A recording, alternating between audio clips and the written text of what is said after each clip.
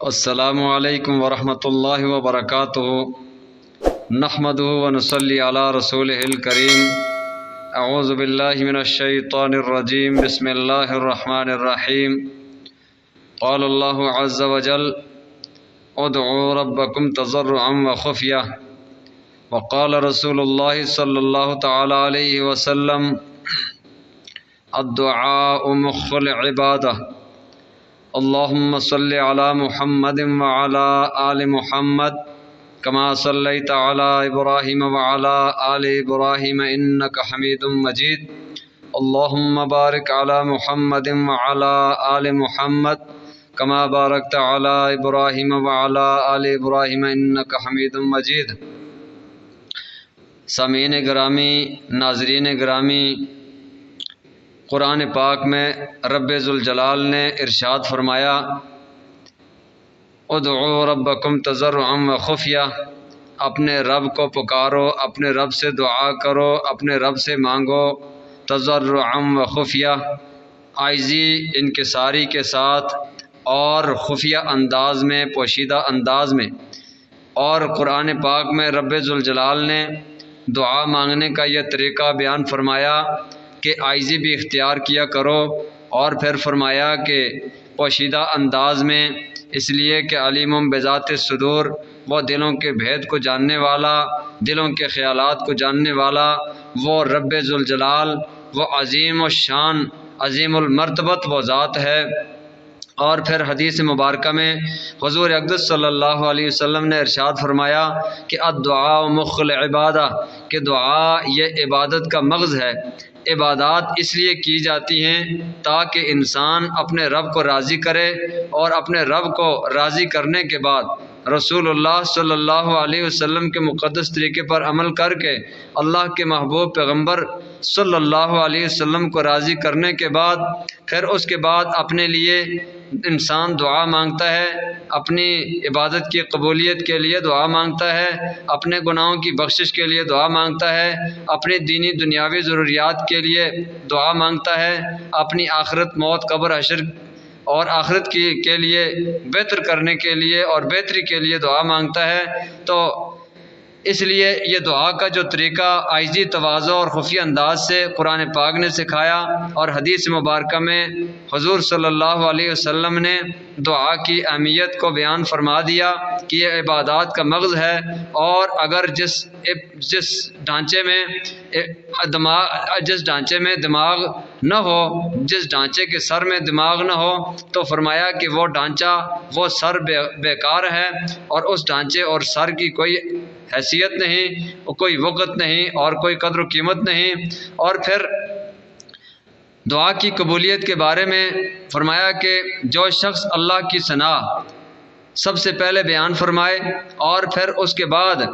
رسول اللہ صلی اللہ علیہ وسلم پر درود بھیجے، اور پھر اس کے بعد اپنی ضروریات کے لیے دعا کرے، تو پھر اس کے بعد بھی انسان آخر میں بھی درود شریف تلاوت کرے، تو ابتدا اس طریقے سے اللہ کی حمد و ثنا سے، درود پاک سے، اور درمیان میں دعا، اور آخر میں پھر دعا ہو، آخر میں پھر درود پڑھا جائے، تو پھر درود کی برکت سے یہ دعا یقیناً قبول ہوتی ہے۔ اور قبولیت کے لیے علماء نے دعا کی قبولیت کی تقریباً 4 صورتیں لکھی ہیں، اور فرمایا کہ پہلی صورت یہ ہے کہ انسان جو کچھ مانگتا ہے اللہ تعالیٰ اس کے حق میں اگر بہتر ہو تو اللہ تعالیٰ اسے وہ کچھ عطا فرما دیتے ہیں جو کچھ وہ مانگتا ہے۔ اور اگر یہ دعا کی قبولیت کی پہلی صورت ہے، اور پھر دعا کی قبولیت کی دوسری صورت یہ ہے کہ انسان کے حق میں اگر جو کچھ مانگتا ہے وہ بہتر نہیں ہوتا تو اللہ تعالیٰ اس کے بدلے میں کچھ اور عطا فرما دیتے ہیں، وہ کچھ نہیں ملتا جو مانگتا ہے۔ اور پھر دعا کی تیسری صورت یہ ہے، قبولیت کی تیسری صورت یہ ہے کہ جو مانگا وہ نہ ملا، اور اس کے بدلے میں بھی کچھ نہ ملا، لیکن انسان کی طرف آنے والی کوئی مصیبت، کوئی بلا جو اللہ کی طرف سے آنے والی ہوتی ہے، لیکن وہ دعا کی برکت سے وہ ٹل جاتی ہے، ملتا تو کچھ بھی نہیں، بدل بھی نہیں ملتا، اصل بھی نہیں ملتا، لیکن وہ دعا کی برکت سے انسان سے وہ مصیبت ٹل جاتی ہے۔ اور پھر فرمایا کہ اگر جو مانگے وہ نہ ملے اور اس کے بدلے میں بھی کچھ نہ ملے، مصیبت اور بلا اور تکلیف پہلے تو آئے نہ، اگر آئی ہو تو وہ ٹلے نہ، لیکن اس کے بعد فرمایا کہ چوتھی صورت دعا کی قبولیت کی یہ ہے، فرمایا کہ وہ دعا آخرت میں سٹور اور ذخیرہ ہو جاتی ہے، اور قیامت کا دن ہوگا جب انسان دنیا سے جانے کے بعد آخرت کی جو زندگی میں انسان دوبارہ اٹھے گا، موت کے بعد دوبارہ زندہ ہوگا، اور پھر اس کے بعد جنت میں جائے گا، ایمان والا مسلمان جنت میں جائے گا، وہاں پر جتنی بھی دعائیں دنیا سے گزر کر آخرت میں گئی اور ذخیرہ ہو چکی ہوں گی، وہاں پر ان کا جو ثواب اجر ملے گا، ان کا بدلہ وہاں پر ملے گا، انسان اس کو دیکھ کر افسوس کرے گا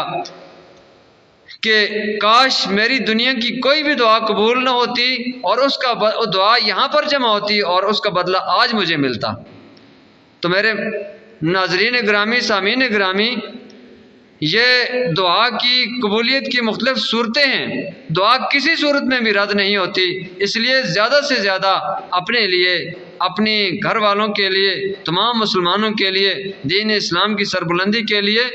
ضرور دعا مانگنی چاہیے، مجاہدین اسلام اور پوری دنیا پر اسلام کے غلبے کے لیے دعا مانگنی چاہیے۔ اللہ تعالیٰ دعا مانگنے والے سے خوش ہوتے ہیں اور نہ مانگنے والے سے ناراض ہوتے ہیں۔ وَأَقُولُ قَوْلِي هَٰذَا أَسْتَغْفِرُ